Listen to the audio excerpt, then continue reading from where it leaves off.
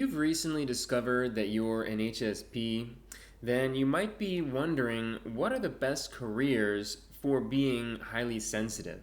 There's a good chance that you're already not loving your job, not loving your career. Most people don't. Only 10% of the entire population reports to love what they do. Now, if you're an HSP, then the chances of you being in that category are that much slimmer because as a highly sensitive person, the average work environment is not going to feel good, right? Because you need environments that are more peaceful and harmonious and less chaotic than others. And let's be honest, a lot of offices and work environments out there are anything but peaceful and harmonious. Not to mention, your temperament is different. Your skill set, your talents and abilities are different. So what's the answer then if you're considering a career change or you're just trying to get an idea for, what direction would be good for you to head in the future? So I am also an HSP, so I've gone through this whole journey myself. I worked in the corporate world for 13 years and I was in two careers that were terrible fits for me. I worked for a number of companies that were just really unhealthy environments for me. I had managers that were just toxic and not good for my mental health. And as an HSP, that affected me more than some of my coworkers. And I also learned that I'm naturally designed to do certain type of work. My original work was in the biotech industry doing clinical trial management. It was very administrative and it was just a lot of time on the computer, just data entry. Now, if you're an HSP, work like this is not going to feel good. One of the qualities of being highly sensitive, one of the superpowers is that you can process information on a deep level. You're also highly attuned to other people's emotional states. Your emotional intelligence is very high. So what that means is that it's important for you to find work where you're working directly with other people in some sort of a capacity. You don't have to be a coach or a counselor or something like that, but maybe you're on a team where you're able to uh, work with other people directly on projects, for example, or maybe you're in a leadership position and you're able to offer this level of mentorship to your direct reports. So, so there's that, and there's this other aspect to processing information on a deep level. This is related to a level of intelligence that not everybody has. Um, I'll cut to the chase. Boring work environments are going to be really, really tough for you, right? For the non HSPs, this isn't going to bother them so much. Um, but you're designed differently. You're designed to have a certain level of intellectual stimulation because you can do a lot with information. Being an HSP means that you're taking in 10 times the amount of inputs as the average person. And your brain just knows how to sort and filter and organize this information. So I work as a career coach as well. I've been doing this for the past 6 years as an HSP and an empath. This was a perfect fit for me because of the emotional intelligence that I have, because of my interest in personal development and psychology and so on. This has been really great work. Plus, it's very dynamic. Every day it's a little bit different. These are the qualities that are important for an HSP to feel fulfilled. Now, you don't need to become a coach, like I said, to be able to check off these boxes. For me, it made sense, but for a lot of HSPs, there's any number of jobs that can check those boxes. all of my clients right now are HSPs, and they're just discovering this in the midst of a career change. And yes, they all have some level of interest in mentorship, working with people. One is exploring becoming a health coach. One was and sort of is still looking into becoming a high school counselor. Um, they're also looking at other types of typical corporate jobs. One of them, for example, is exploring pivoting from UX research to UX design.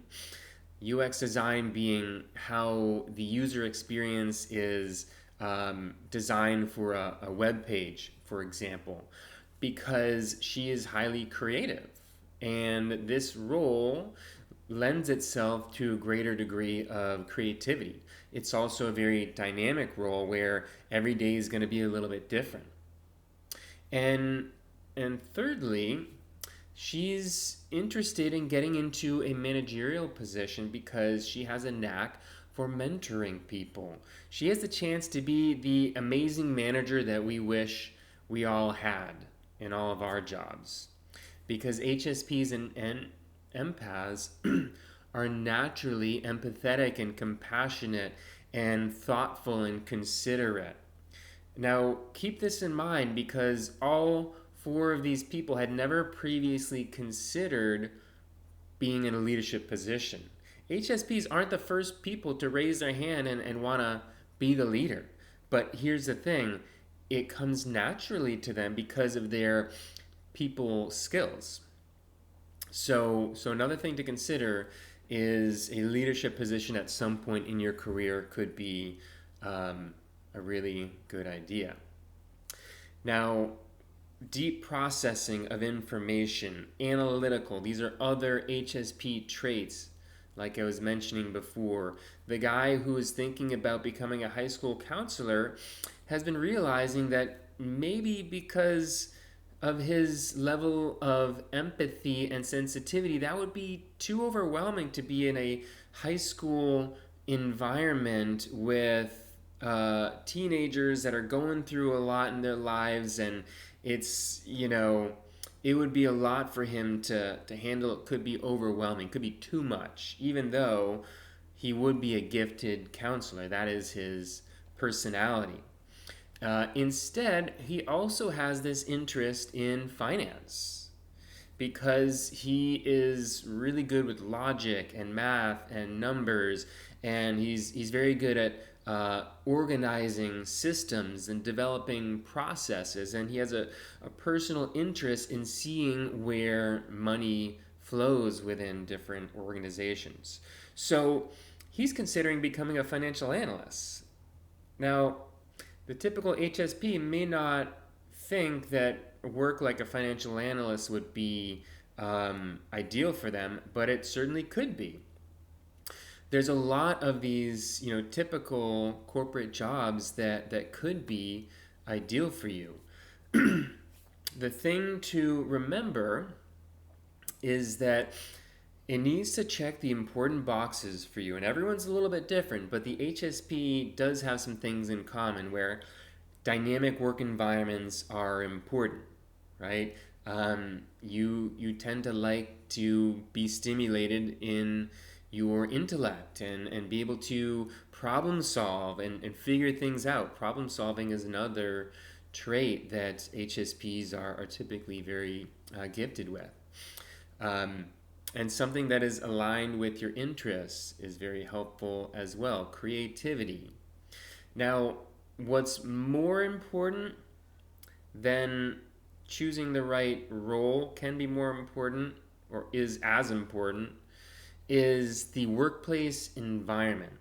Because all of these different types of job roles, UX design, financial analyst, and some other ones that we've been talking about here, could be absolute nightmares at the wrong companies. Imagine working for a finance company where the leadership is very old school, and just doesn't treat their employees with a lot of respect or compassion. They have them work, 80 hours a week, no work-life balance, etc., etc. It's not going to be a fulfilling job.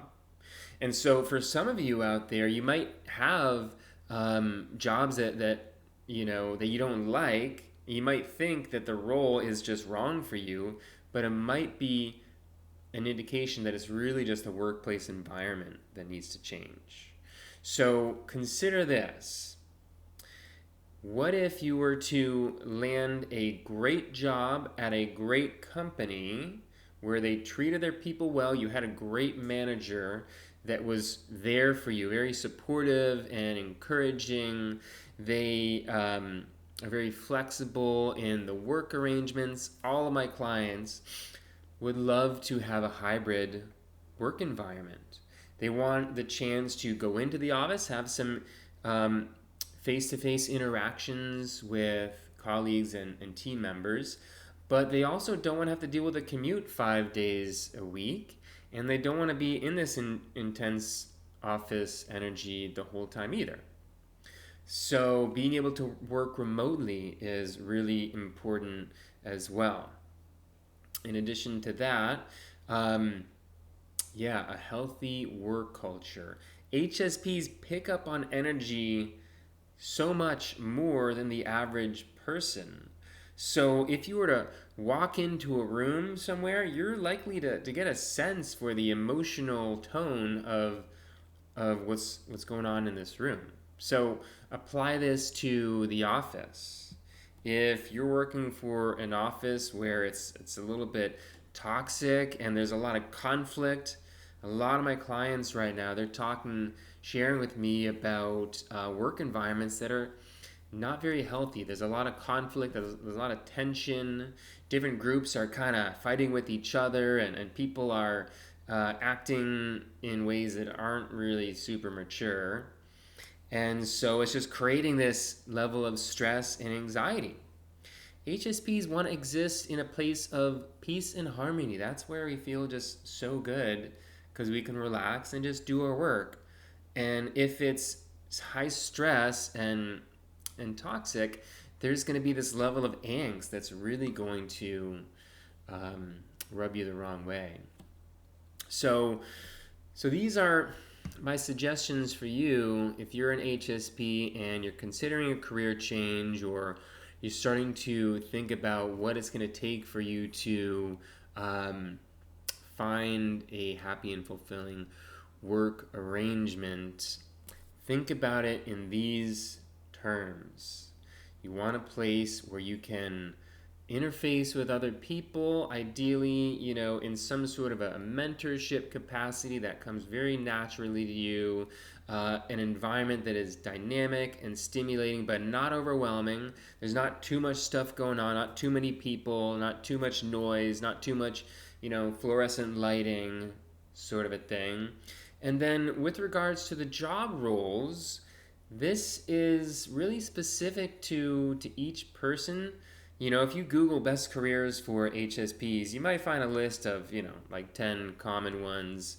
But that's not really going to help so much because everyone is different. I work with so many different people, and it's unique to each person. And sometimes, you're in a field where doing something similar or related to that would be more appropriate than doing a total 180.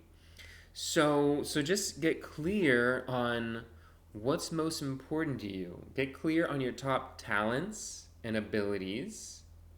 Get clear on your top interests. What type of work would be most meaningful or give you a sense of purpose and mission? What are your values? How do those align? And then thirdly, what would be the ideal workplace environment for you? Once you have these three pieces figured out, then you can evaluate your list of roles that you've already been thinking about to see which one of these might be the best fit. That's exactly the process that I take all of my clients through, and it works really well to help address the overwhelm and the confusion, because you're you know, probably looking at a bunch of different job descriptions, feeling overwhelmed because you don't know which, if any of these, would be appropriate for you. That's the number one problem that people face that I speak with. And so you need a way to evaluate what's a fit, what's not a fit, and it all has to do with understanding who you are on a deeper level, getting clear on that, making a checklist, and then evaluating the options based on that. Whatever is not a fit, whatever does not check off enough of those boxes, you throw it out. And the one that checks off the most boxes that intuitively feels really good for you, that's the one that you circle and then you explore further. So, guys, that's it. That's what I wanted to share with you today about the best careers for HSPs. As everything in life, it is nuanced, but the fact that you're an HSP is going to mean you want to approach it in a particular way. So if you found this video to be helpful, go ahead and hit the like button, subscribe if you want more free content on how to thrive as an HSP. If you'd like to learn more about my career coaching services, visit my website, adamhardt.com. And if you're ready to book a free career clarity call to have a conversation with me about your interest in changing your career, then go ahead and click on the link in the description right now. So thank you so much for your time, guys. Hope you enjoy the rest of your day.